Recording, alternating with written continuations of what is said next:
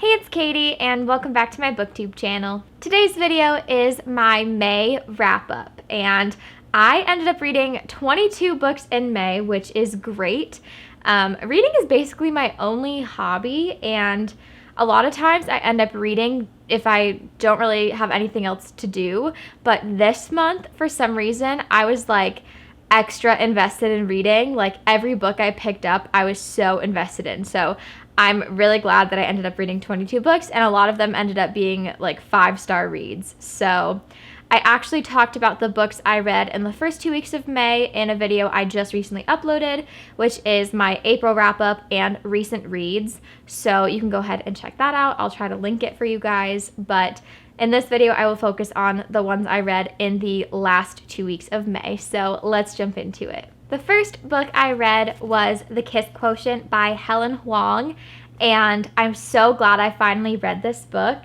I always thought this was just like a basic like math romance, which is nothing wrong with that, but that doesn't typically interest me.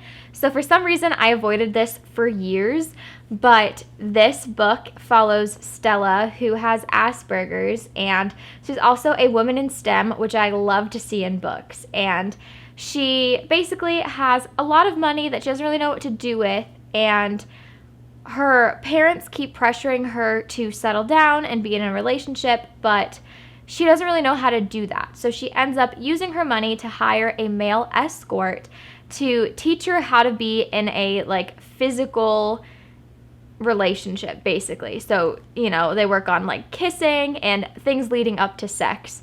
And it is just such an interesting concept for a book, and I loved it. I gave this book 5 stars. I had a great time.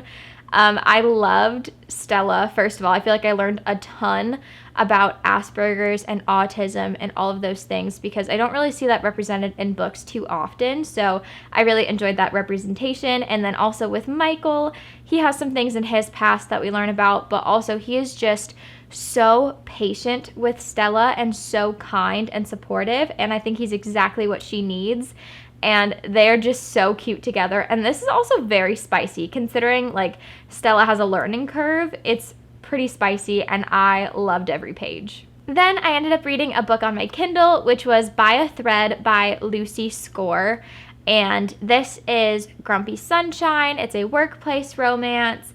It kind of starts off as enemies to lovers. I didn't really know too much going into it. I had read 2 Lucy Score books previously and gave both of them 5 stars, so I had a lot of hope for this one. But I didn't enjoy this as much as the other 2 I read. I'm not quite sure why. It was pretty cute and it was spicy, and I loved that.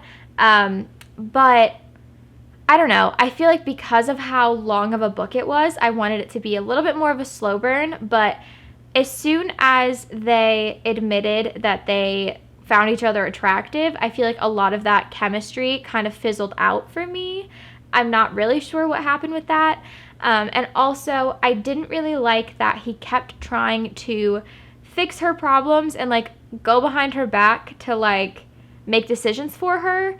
And I know he didn't do it in like, he wasn't trying to like harm her or anything. He was trying to help her, but I don't know. It was just kind of annoying because he like kept acting like she couldn't do things for herself. And I personally did not like that, so I didn't really enjoy this as much as Lucy Score's other books, but I will still be reading more of her books because I love her writing. I ended up giving By a Thread 3 stars. After that, the next one I picked up was The Rebel by Sophie Lark, which is the second book in the Kingmaker series, and I am loving this series. I love the setting of Kingmakers. So basically, Sophie Lark has another series called the Brutal Birthright series, where we have the romances of all the siblings from 2 mafia families, and these are books following their children. So I really love seeing all their kids, and also you still get to see little glimpses of like the couples we loved in Brutal Birthright. You don't have to read that series before reading this. I just love those little tidbits.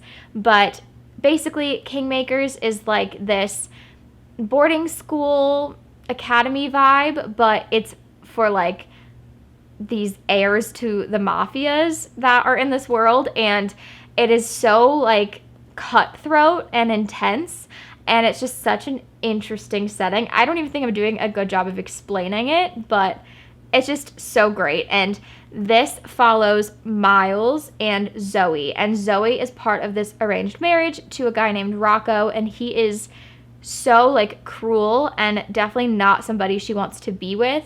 So when Miles and Zoe connect, he kind of takes it upon himself to do what he can to save Zoe, basically. I don't know if save is the right word, but they want to be together, and obviously the arranged marriage is kind of an issue. So that's kind of the premise of this book, and I had a great time reading this. I think I gave this 4 stars. It's not my absolute favorite book, but it was enjoyable enough. Like I said, I liked the setting a lot, and I did like Miles and Zoe. I just think I cared more about some of the side characters than I did about their romance.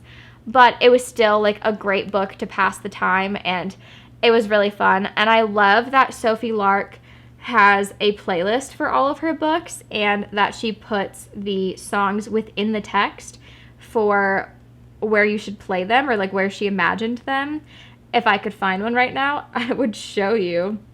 I always try to talk about them and I can't find it. Okay, right there. So, like, for this scene, she imagined that song playing, and I am obsessed with that fact. It adds so much to the story, and it's just so fun. Then I moved on to another Kindle book, which was A Million Kisses in Your Lifetime by Monica Murphy. This was my first Monica Murphy book, and I really enjoyed her writing. I just didn't really enjoy this book. I gave this 2.5 stars, which sucks because I know so many people love this book, so I definitely feel like the odd one out, but I feel like this book taught me that I really hate a specific trope. I hate the virginity trope. Anything that has to do with that, I genuinely dislike. And even though I feel like it was written relatively well, I just couldn't get past that fact. Like, I don't feel like that should be a defining characteristic of a person. And so the fact that that's kind of the main thing you hear talked about when you hear about our main character is the fact that she's a virgin, I feel like I didn't really like that. It was cute to see how obsessed with her the love interest was. I think that was adorable. I just didn't like the virginity aspect. And also, she was 17 and he was 18. So that made any of like the spicy scenes that happened kind of awkward. I didn't really like that. I didn't understand why they couldn't both be 18, or why this couldn't be like a college romance instead of like a high school romance. I don't know. I couldn't get past those aspects of it, but it still was like 2.5 stars because I liked the writing and I thought the ending was pretty cute. I loved the way he like showed her that he cared. If you read it, you'll understand what I mean, but I was definitely a little disappointed by that one. But it's okay that I didn't like that book because I finished out this month very strong. So after that, I read Book Lovers by Emily Henry, and I gave this book 5 stars. I feel like this book is super comforting for some reason. I'm not quite sure what it was. I think there's just something about Emily Henry's writing that's just super comforting to me, and I feel like she always knows exactly what I need in her books. And this had like the small town vibes, which I really loved. We have bookish main characters. We have a literary agent and an editor, and I loved how career driven they were, and also getting to see them do their jobs. I feel like that's so fun. And they were just so funny together. Their banter was like top notch. It was so fun, and I just couldn't stop laughing. And it's been a while since I've read a book that made me laugh this much.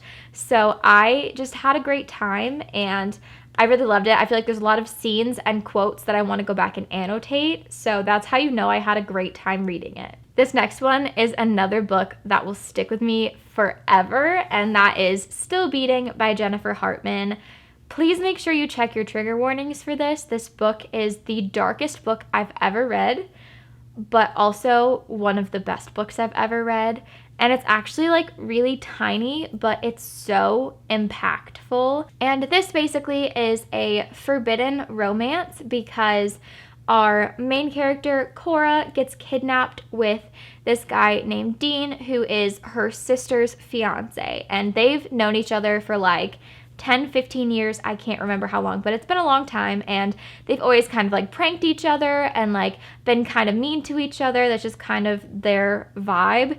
And they get kidnapped together, and the whole thing with this person that kidnapped them is that he tries to make the people he kidnaps fall in love with each other before he kills them. And obviously, some things go down. It's super dark, so please be aware of that. It's not some like really cutesy romance. It's an amazing romance, but they go through a lot of things.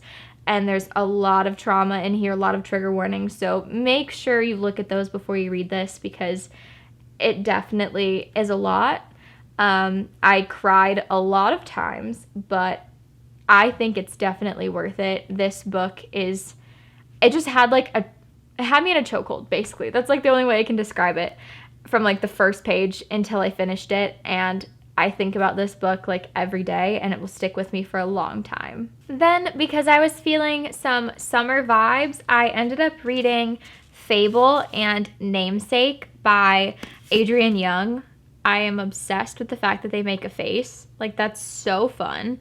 But these just give me summer vibes because they're about pirates, so I don't know what more I could want, honestly, but I've been wanting to read these for so long, and I'm so glad I finally did. I gave Fable 4 stars and Namesake like 3.5. But they're so good. I love the pirate vibes we get. The only other pirate books I've read were Daughter of the Pirate King by Trisha Levenseller, which I adored. And I didn't realize how much I loved that trope until I picked this series up. And it's just so fun because pirates have the best banter, and also like watching them work seamlessly to like run a ship. There's just something so mesmerizing about it that I loved. And then also it's like super brutal, and I don't know, it's just very intense. And then we also get a little romance aspect, which was also really fun. I really enjoyed it in this one.